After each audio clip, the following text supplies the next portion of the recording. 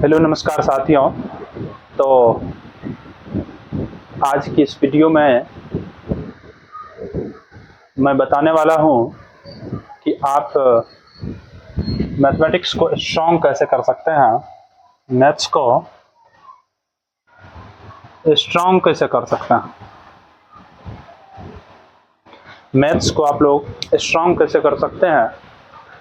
देखिए, हम लोग मैथमेटिक्स तो पढ़ते हैं लेकिन तरीका सही नहीं रहता हम लोग का। उस तरीका को पहले सही करना पड़ेगा, तब जा करके आप लोग का मैथमेटिक्स बेहतर होगा।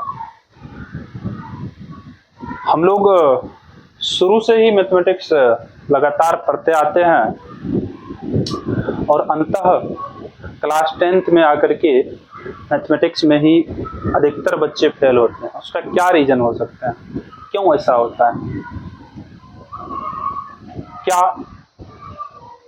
क्या उसके एजुकेशन में, उसकी मेहनत में ऐसी क्या कमी रह गई जिसके वजह से वो मैथमेटिक्स में फेल हो जाते हैं? मैथमेटिक्स उसका मजबूत नहीं हो सकता है। तो आप लोग वीडियो के अंत तक बने रहिएगा और यकीन मानिए, यदि आप लोग इस तरह की चीजें करते हैं तो आपका मैथमेटिक्स 100% बेहतर हो जाएंगे, स्ट्रांग हो जाएंगे, मजबूत हो जाएंगे। ठीक है, तो देखिए, मैथमेटिक्स में सबसे पहला चीज तो होता है कि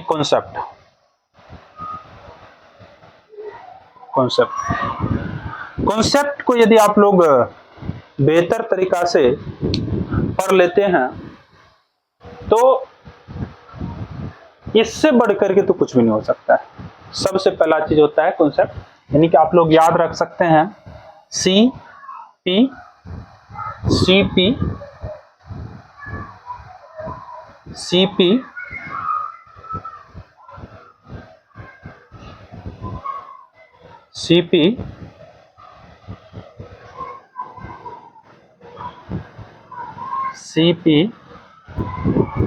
और एक चीज जो महत्वपूर्ण होती है, उसके बाद आप रिवीजन कीजिए आर, सीपीआर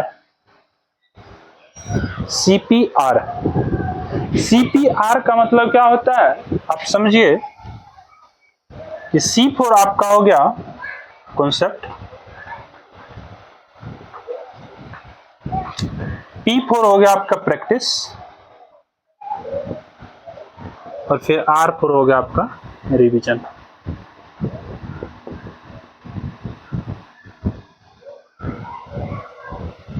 यदि आप पहले कॉन्सेप्ट को पढ़ते हैं, पूरी अच्छे तरीका से कॉन्सेप्ट को पढ़ते हैं, एग्जाम्पल देखते हैं, प्रैक्टिस करते हैं और फिर अगेन उसका क्या करते हैं, आप रिवीजन करते हैं, तो यकीन मानिए कि आपका मैथमेटिक्स बेहतर हो जाएगा।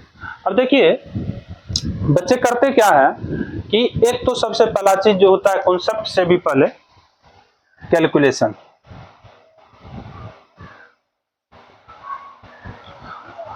कैलकुलेशन में 10th तक के बच्चे को कैलकुलेशन में दिक्कत हो जाती है।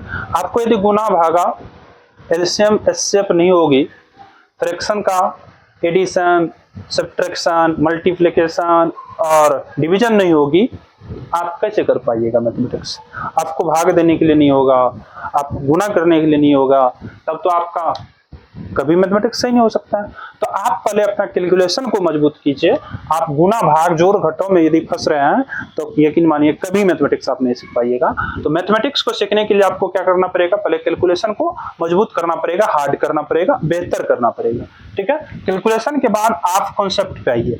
कॉन्सेप्ट पे आइएगा तो सिलेबस पे आइएगा तो कॉन्सेप्ट को पहले देखिए। कोई भी चैप्टर है, जैसे 10th क्लास की फर्स्ट चैप्टर है रियल नंबर। अब रियल नंबर के बारे में आप जानिए, नंबर क्या होता है उसके बारे में जानिए, नंबर कैसे बना उसके बारे में जानिए। ठीक है, फिर नंबर का जो भिन्न टाइप्स होते हैं, प्रकार होते हैं, उसको जानिए और उसके बाद उस चैप्टर के सूत्र पे आइए। सूत्र पर भी देखिए कि सूत्र कैसे आया, कैसे हुआ। ठीक है, और उसके बाद जो है आप प्रैक्टिस कीजिए और फिर उसका अगेन रिवीजन भी करना होता है, रिवीजन भी कीजिए। ठीक है, तो कॉन्सेप्ट जब भी आप लोग करते हैं तो कॉन्सेप्ट जो है आप लोग कॉन्सेप्ट में क्या करते हैं, ये भी बात हो जाता है। कॉन्सेप्ट में आप क्या करते हैं, तो कॉन्सेप्ट में आपको क्या करना है, उस चैप्टर के बारे में जानना है, थ्योरी को देखना है। बच्चे थ्योरी पढ़ना ही नहीं चाह रहे हैं। आप थ्योरी नहीं पढ़िएगा तो मैथमेटिक्स कैसे सीख पाइएगा, कभी सीख पाइएगा? बिल्कुल भी नहीं, हो ही नहीं सकता। तो आपको क्या करना पड़ेगा, आपको क्या करना पड़ेगा कि थ्योरी को पढ़ना पड़ेगा। जैसे भी हो, जिस हालत में हो, थ्योरी को पढ़ना ही पड़ेगा। ठीक है, थ्योरी को पढ़ना पड़ेगा। थ्योरी जब तक नहीं पढ़िएगा आप मैथमेटिक्स को बेहतर नहीं कर पाइएगा। तो बच्चे क्या करते हैं, कॉन्सेप्ट को नहीं पढ़ते हैं, चैप्टर पे चले जाते हैं, 2 गो सूत्र 4 गो सूत्र जो भी सूत्र होता है उसको रटते हैं और सवाल पे चले आते हैं। कई बच्चे को कैलकुलेशन नहीं होता है, कॉन्सेप्ट मालूम नहीं है, थ्योरी मालूम नहीं है, चैप्टर पे आ जाते हैं। आप चैप्टर से क्या सीख पाइएगा, कितना दिन उसको याद रख पाइएगा? बिल्कुल नहीं रख पाइएगा यार। इसलिए आपको क्या करना पड़ेगा, पहले चैप्टर के बारे में जानना पड़ेगा, थ्योरी पढ़ना पड़ेगा, उससे पहले कैलकुलेशन को मजबूत करना पड़ेगा, कॉन्सेप्ट को देखना पड़ेगा, फिर उसका प्रैक्टिस कीजिए। जो भी आपको थ्योरी मिला, जो भी कॉन्सेप्ट मिला नहीं, तो उस पे आधारित आप प्रैक्टिस कीजिए कोई भी एग्जाम्पल का, प्रैक्टिस कीजिए कोई भी सवाल का। और प्रैक्टिस करने के बाद आप आइए कहाँ पे, रिवीजन पे। आप प्रैक्टिस किए, प्रैक्टिस करने के बाद रिवीजन कीजिए। वो सवाल फिर आपको 2 दिन 4 दिन के बाद बन रहा है या नहीं बन रहा, नहीं बन रहा है तो फिर से एक बार क्या कीजिए, आप अपने कॉपी में जाइए, थ्योरी को देखिए और फिर उस सवाल को करने की कोशिश कीजिए। और यकीन मानिए, थ्योरी को देखिएगा फिर आपसे वो सवाल बनेगा। तो रिवीजन सबसे जरूरी चीज है। रिवीजन यदि आप नहीं कीजिएगा, एक बार मान के चलिए आप सीख भी गए, थ्योरी भी पढ़ लिए, ठीक है, आप कॉन्सेप्ट भी देखिए और प्रैक्टिस भी कर लिए हैं, और फिर आप 10 दिन 20 दिन छोड़ दिए मैथमेटिक्स बनाना, तो आप रिवीजन नहीं कीजिएगा तो फिर वो चीजें आप भूल जाइएगा। नहीं, आपके जहन से, आपके दिमाग से वो थ्योरी दूर हट जाएगा। नहीं, तो फिर उसको देखना पड़ेगा, फिर उसको समझना पड़ेगा, फिर आपको प्रैक्टिस करना पड़ेगा, फिर रिवीजन तो करना ही पड़ेगा हर हालत में। इसलिए आप लोग अपना कैलकुलेशन को मजबूत कीजिए। जब भी मैथमेटिक्स पढ़ते हैं कोई भी चैप्टर, उसका थ्योरी को देखिए, कॉन्सेप्ट को देखिए और उस पर आधारित प्रश्न कीजिए, एग्जाम्पल कीजिए, प्रैक्टिस जिसको बोल सकते हैं। ठीक है, और उसके बाद जो है आप लोग रिवीजन कीजिए। रिवीजन कीजिएगा तो बेहतर रहेगा। आप लोग फिर क्या होता है कि जब